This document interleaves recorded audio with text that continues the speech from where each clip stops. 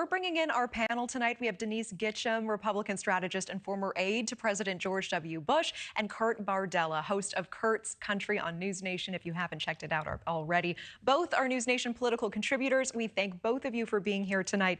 Denise, let's start with you. We were just hearing this from Laura Ingle a moment ago. Trump's comments today saying someone would have to shoot through the assembled media to hit him, and quote, "I don't mind that so much." Denise, your reaction, and is this the kind of messaging his team is hoping for with 2 days to go?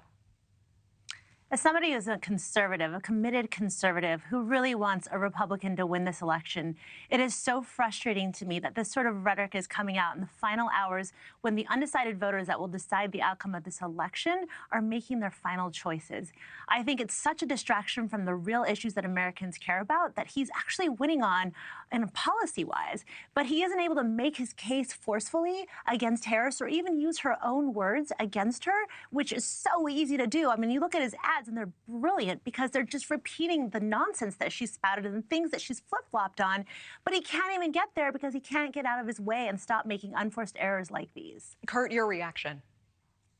Yeah, I mean, again, I think Denise is absolutely right. It is an unforced error. Every minute that you're spending down the campaign stretch not talking about your issues, in Donald Trump's case, the economy, immigration, inflation, contrasting yourself with Kamala Harris, every second you're not doing that is a second that you've wasted. And when we get to Election Day and beyond, and we look back and go, gee, if it turns out that Kamala Harris wins and Donald Trump loses, and people ask, well, how did this happen?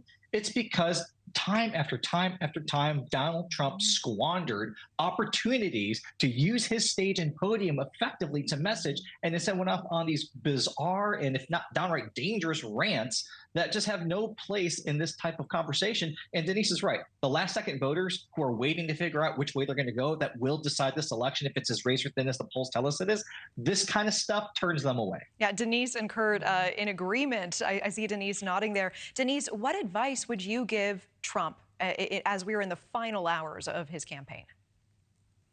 Well, you know, the reason Kurt and I agree is because we're strategists and we win.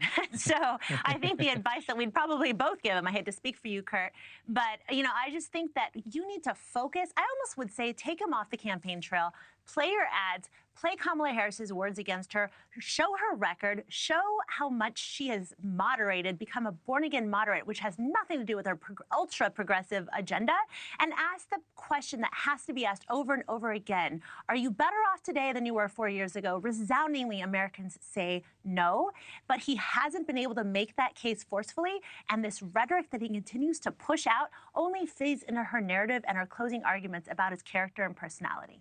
Kurt, I want to ask you about this. Both candidates spending an awful lot of time in Michigan, of course. VP Harris just finishing those remarks from East Lansing in the last hour or so.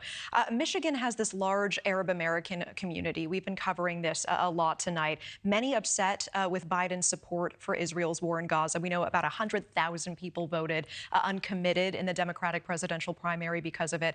Kurt, how concerned should Democrats be about Michigan turning red as a result?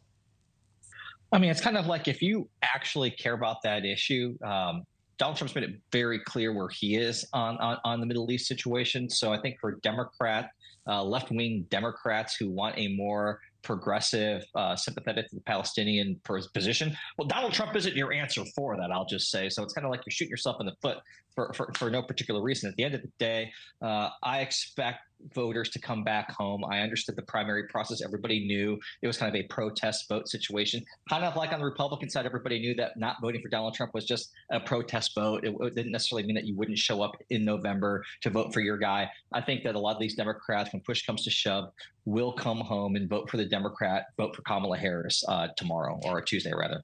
Thanks for watching. Go to joinnn.com to find NewsNation on your screen. And don't forget to click the red subscribe button below to get more of NewsNation's fact-driven, unbiased coverage.